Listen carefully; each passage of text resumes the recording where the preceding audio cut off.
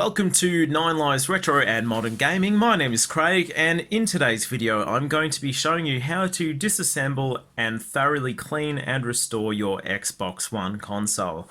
Now today we are looking at the original Xbox One. It is, what, 4 or 5 years old now, so it's getting along.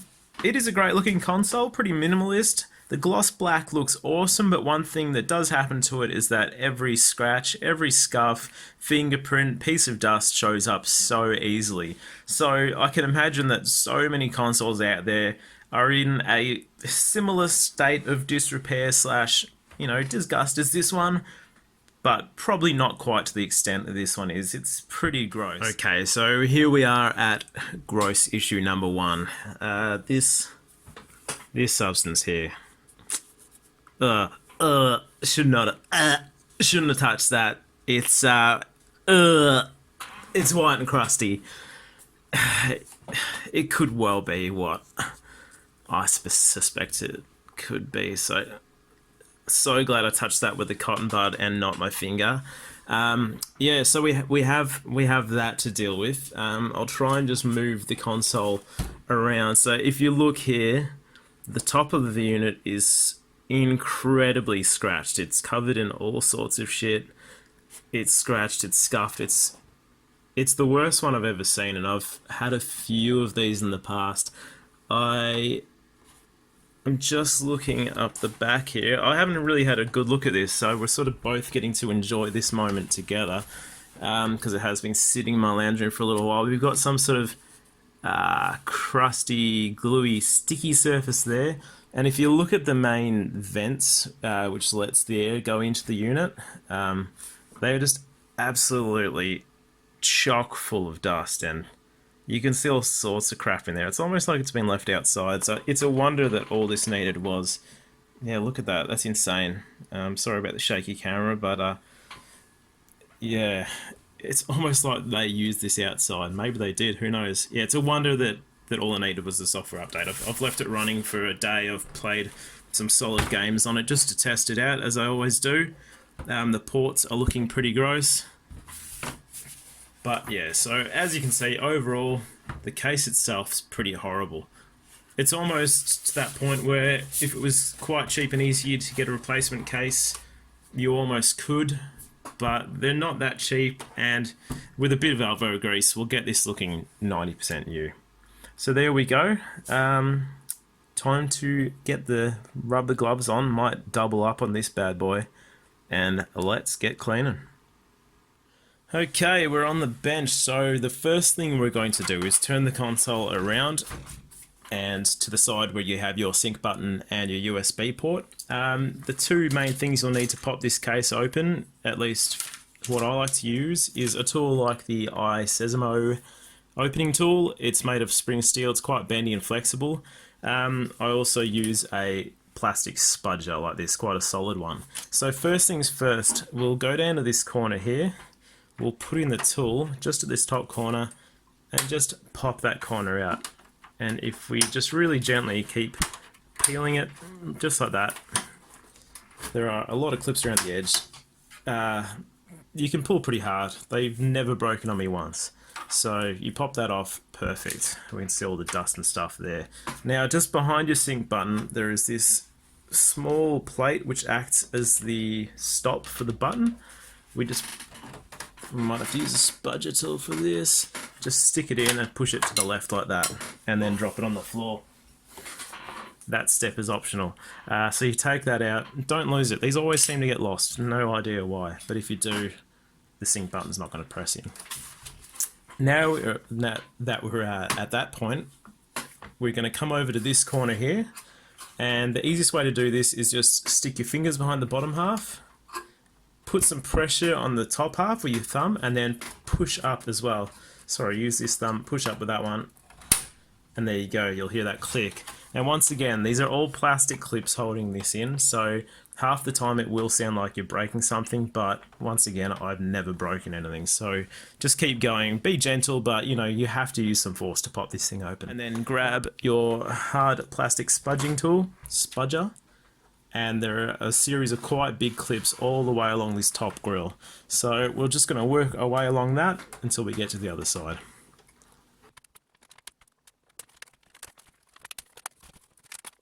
Okay, so you can see that once those 3 main back clips are undone, the whole unit does like to sort of pop up because that is the main retention on it. So what we're going to do, oops, is just lift it forward. There we go. I was wondering why it was getting stuck. So if you keep going forward, there is a small clip down the bottom here that you'll see in a second. So now that that's completely undone, we want to lift it up slowly from the back and just flop it over. Because if we have a look just here, I'll get something to point with. There's the ribbon cable that goes from the main unit to the front, which does both the eject button and the sync button. So what we'll do is very carefully sit this up on top. We'll spin it around. It's a bit hard to do through the viewfinder. And I'll just adjust the view for a second so you can get down to that cable. Okay, so here we can see the ribbon cable. So it's a sort of 2-step process. There is on the very right a small latch which you should have to pop out to the right to disengage the cable, but also as part of the cable it has a loop that goes over the actual connector itself. So what we usually do is just pull off the left hand side to lift it up, pop out the latch to disengage it. So I'll try and get out of the way. So we've popped over this cable, pull out this section here. There we go, that's released it, and the cable should just quite easily pop out like that. So once that's out, you can just take the whole top off the unit. Okay, from the top down view, now that we have the top cover off, we have to undo a few things to pop the top half of the shell off and have a good look inside and see how much crap's in there. We're not going to be going too deep into the electronic side of it, but we just want to make sure there's not a huge buildup of dust and crap, and we may as well give it a clean out while we're going this far. So what you will need for this removal is a T8 Torx bit to remove the smaller screws over this side, and a T10 Torx bit to remove all the larger ones. So what I'll do is we're going to remove the antenna from this module, and then we've got a few screws under there. So let's start by just putting your finger or spudger under there, popping it straight off. Just be careful because you don't want to rip it off the pad, but it should be fine. So I'm just going to go ahead with my T8 Torx bit and remove the smaller screws. Now do keep them apart because they are different sizes obviously, and different lengths.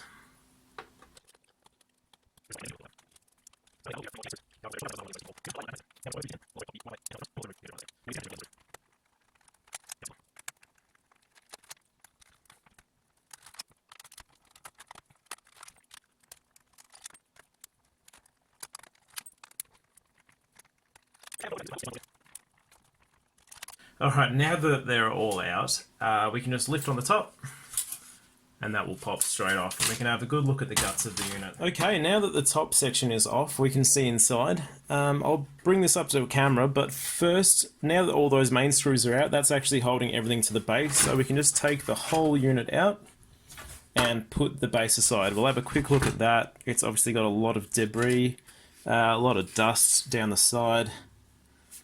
Generally what we were expecting, so I'll put that off to the side for now. If we bring the main unit up, we can, maybe you can just make out there's some spider webs, and the fan is absolutely covered in dust and crap, but overall it's actually not looking as bad as I was expecting from the outside, so that's a great thing.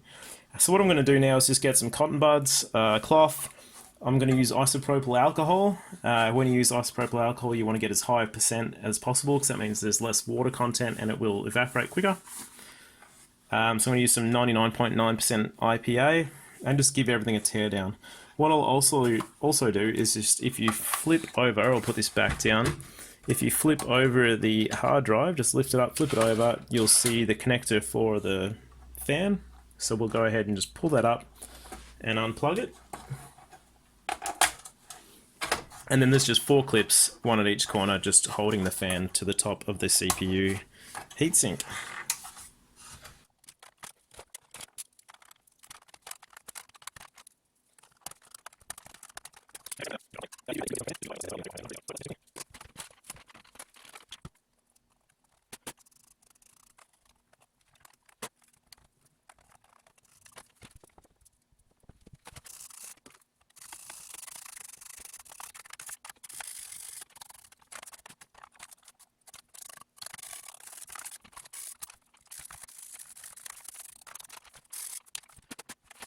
Okay, now that I've got most of the gunk off of it, I'm going to take it outside and we're just going to give it a blow off camera. So just going to get some compressed air, give it a good blow and get all the stuff I've knocked loose out of there. Alright, so I've just run myself a sink full of warm soapy water. I'm just using standard sort of dishwashing detergent.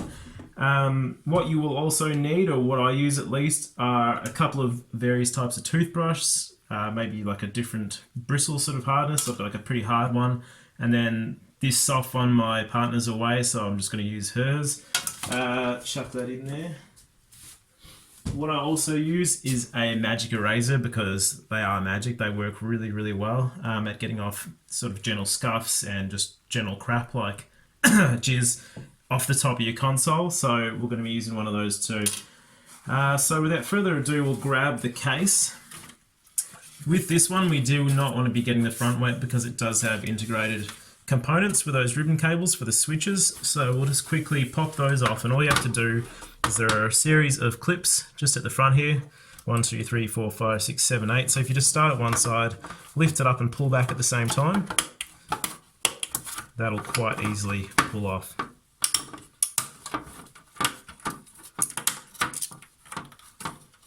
And we'll just clean that piece by hand later. So there we go, we'll just put that aside. And then we'll just get down to it, starting with this thing right here.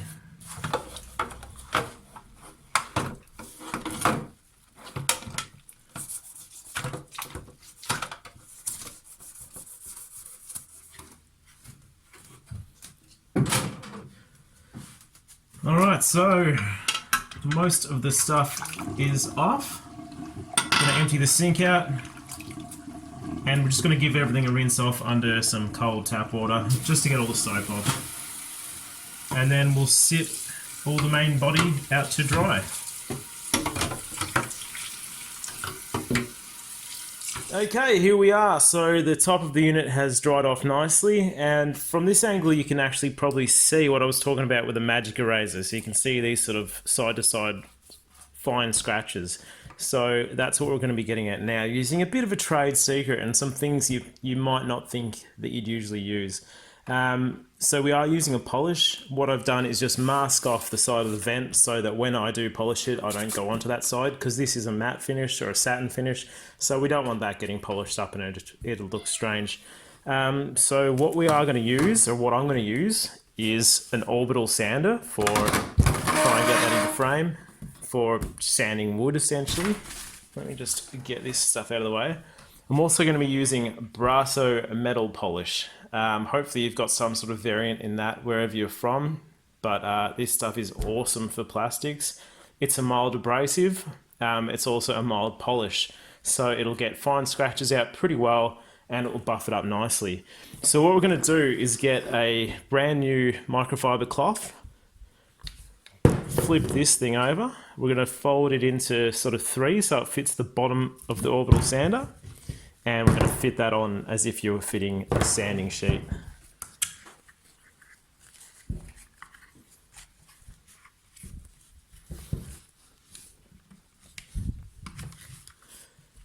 So make sure it's nice and flat.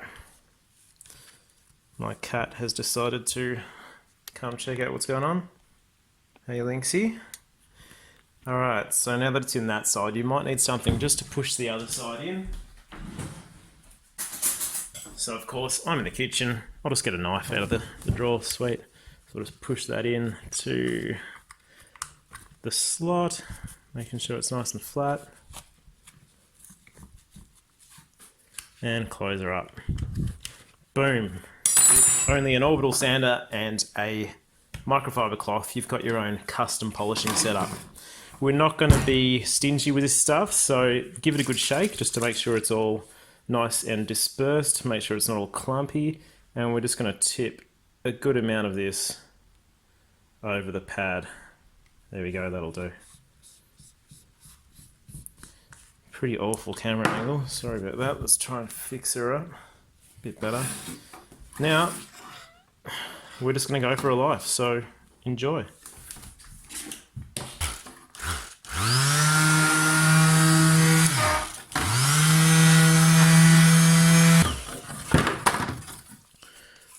Now I'm just going to let that haze up for a bit, then I'll get another clean cloth and just give it a buff. You can obviously do this as many times as you want, to a degree.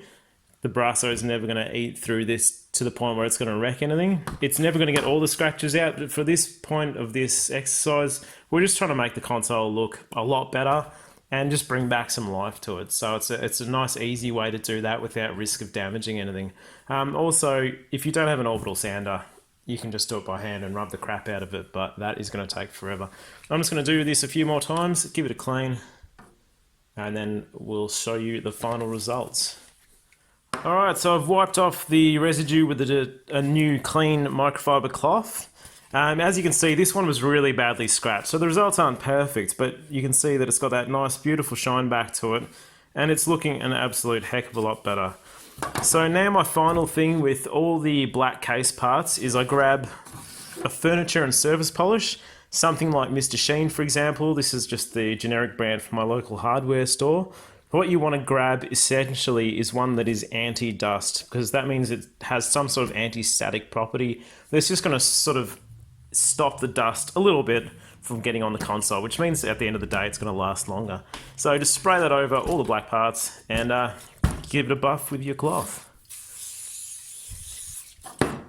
Alrighty, we are back on the bench. Everything is looking absolutely spotless. I can feel like I can touch things without getting some sort of rare disease, so I'm happy.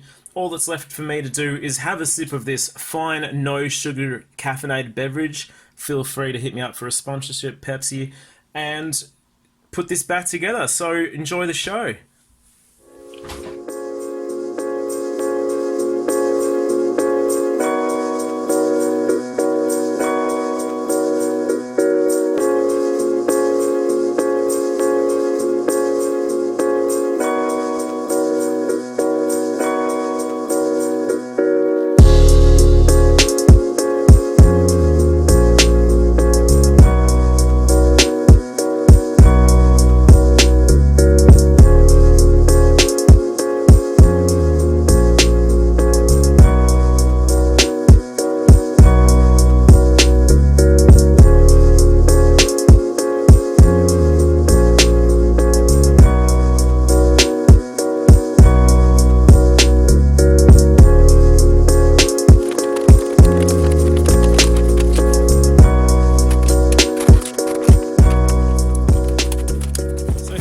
At the end of the video, it is looking so much better than it did before. I'm so glad with how this has turned out.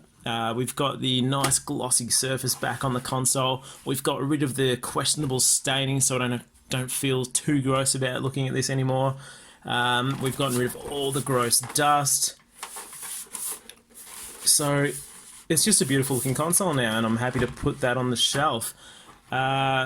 Not just cosmetically, but like doing this is great for the health of the console because it gets rid of the dust, which stops heat, it allows better airflow, so it's just going to make the console last longer, and anything you can do to do that is a bonus in my books. It's a nice easy thing to do if you're careful and just remember what you're doing. You can do this with very limited skills, and you know you're going to have a great result at the end of the day, so don't be afraid to try it. Just be careful and have fun with it. Thank you so much for watching, and I am looking forward to doing the next video. See you guys.